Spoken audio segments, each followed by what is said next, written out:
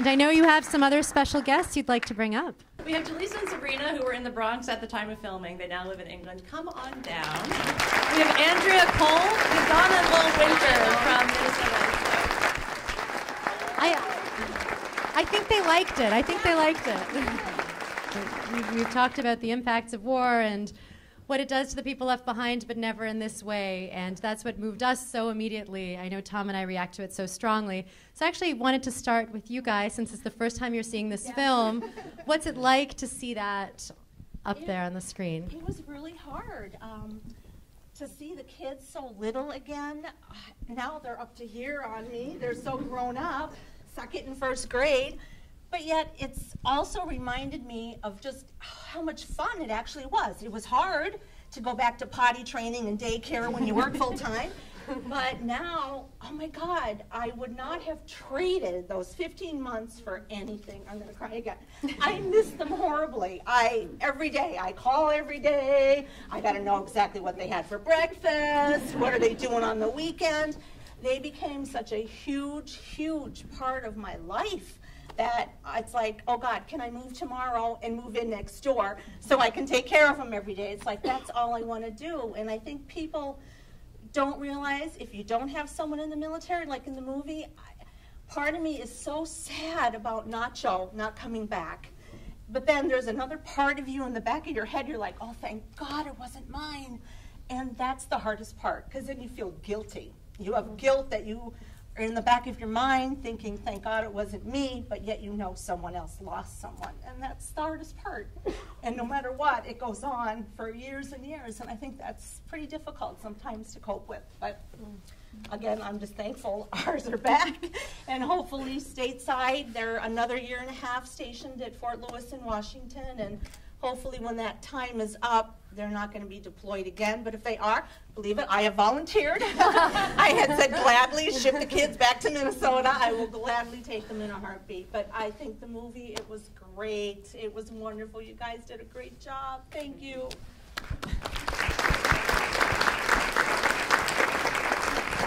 And actually, the same question for all of you, seeing it on the big screen with this whole audience. What's it like to relive that? You can start. I guess it was good to see the whole thing now, all finished, and now so much shit. Sorry. It's New York. It's fine. So much has changed in my life since then. So it was good to see it and go back and relive that moment again. That was the tequila. Yeah. Whatever gets you through it. Yes, please. Yeah. I just think seeing it, of course I had seen the film before coming here, and watching in the privacy of your home is one thing, but sharing this and the steps of that part of my life is painful, but at the same time I also feel it's partially healing, and it's a hard thing to watch, but sharing that part of my life with Nara and Betsy has been a blessing, because I feel like so much of what's evolved in my life since then has been captured on film, and my children someday will be able to see that and know a little bit more about their parents as people, and the film was just beautiful. So. And for Betsy and Nara, what brought you to this film, to these stories? How did this all come about?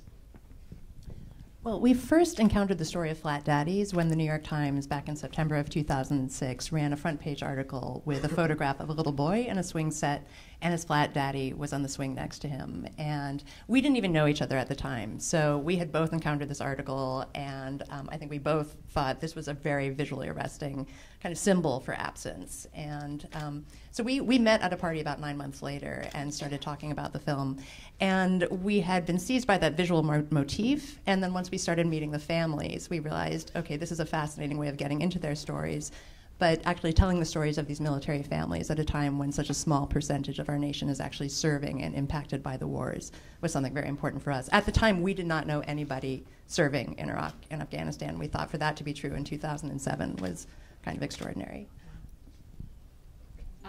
I don't really have anything to add to that answer, except that I think, we were, a lot of people have asked us why we didn't make a short, and I think a lot of people were interested in just the idea of the Flat Daddies. But But I think hopefully from seeing the film you can tell that there was so much behind that one metaphor that it was just a really powerful way of getting into the stories of what everybody's going through. And we really wanted to show sort of a range of stories of what it's like.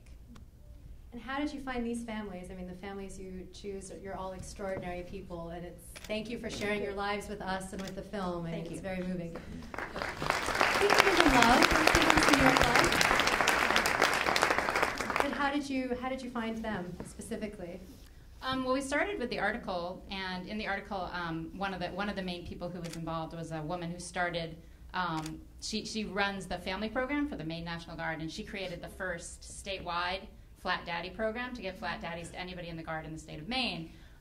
So I got in touch with her, found out that there was a homecoming coming up, and then right in there was when Nara and I met, and we said, well, nice to meet you. I said, nice to meet you. Would you like to drive to Maine and maybe work on this film? In my very crappy car. Yes, I didn't mention that part at the time because I knew that wouldn't be a selling point. But yeah, and that was how we started. And then we were in Maine. We met Andrea and her family, and actually another family that also came home at the same time. And then we met everybody else through actually the other places where Flat Daddies are made. There's a printing place that you see a lot of scenes in the film, or the short scenes of the printing are shot there. And through them, we found Jaleesa's family. And then through another printing place, we found Marina and Donna and Lowell's family.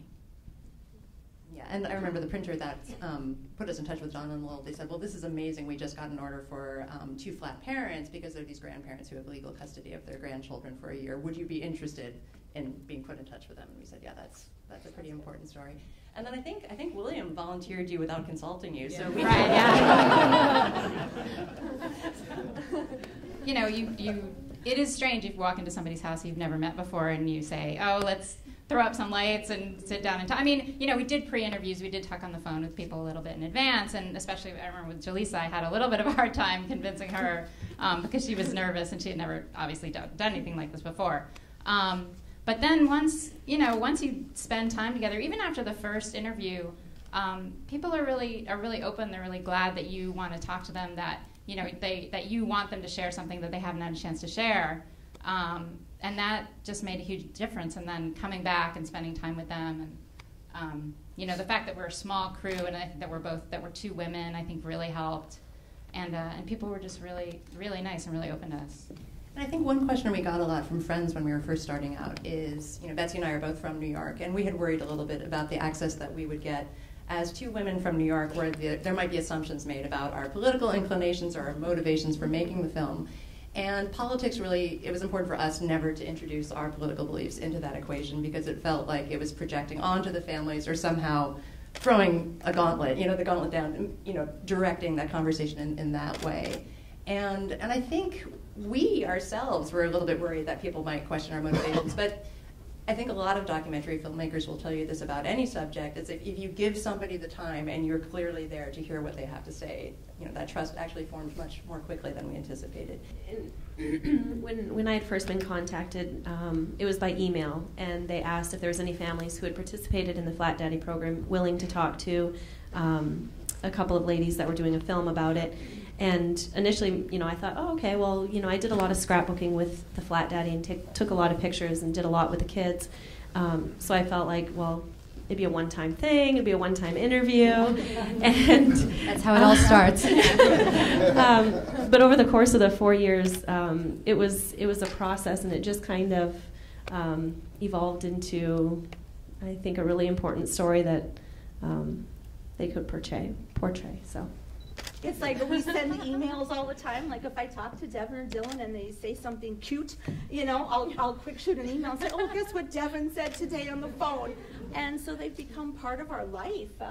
Good friends. Although the boys still think that our names are cameras. Yes, they're cameras. They call them camera people. They don't know their real names. It's camera people. But I think it's true. At first, we were worried. It's like, okay, why do they want to come talk to us? Okay. Hopefully it's not political, again, because that's the first thing you think, and it's like, because we can't say anything, no matter what we really believe in our head or our heart. It's like, that's our son and our daughter-in-law. They love their job, and we can't say anything negative about the military or why they're there, or if we believe they even should be there. We can't voice that opinion because that's their job, that's their life, that's what they want to do, and we have to support that. And we were worried about that, but yeah, from the first interview on, we knew it had nothing, it was not politically motivated. It was strictly about how are the families coping that are left behind. And I think it's great because they're all in the community. I think people think that military families, they all live on base. So they have their own little support group and it's tight-knit and you live, eat, sleep, drink, think military. But it's not. You know, a lot of them live off base and you're in the community with everybody else. And if you don't have someone that's over there fighting, you don't know what it's like every day.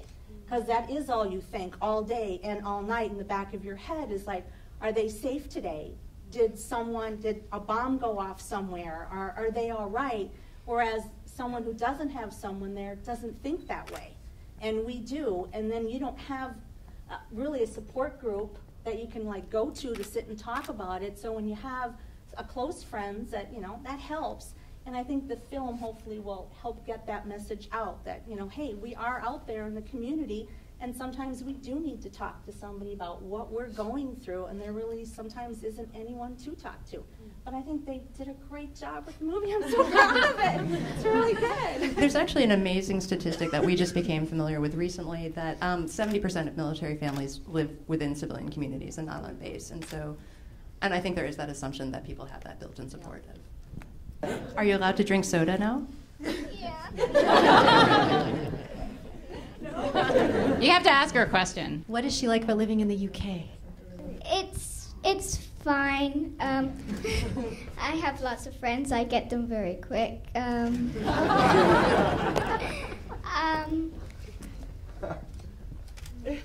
question is, how much shooting did they do, and how did they know when they were done shooting? When the money ran out?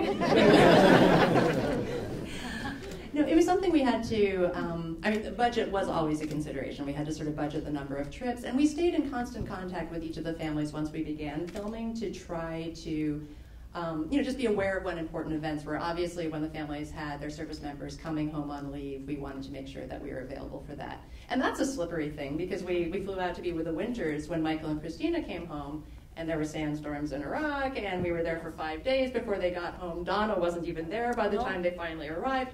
So, but we would just try to be aware of, what the hard dates were, what the more flexible ones were, when there were birthdays, when there are significant events that usually you think of a whole family coming together for.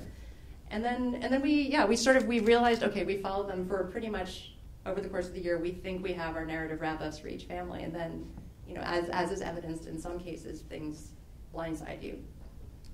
Thank you so much for coming to Doc NYC this Tuesday.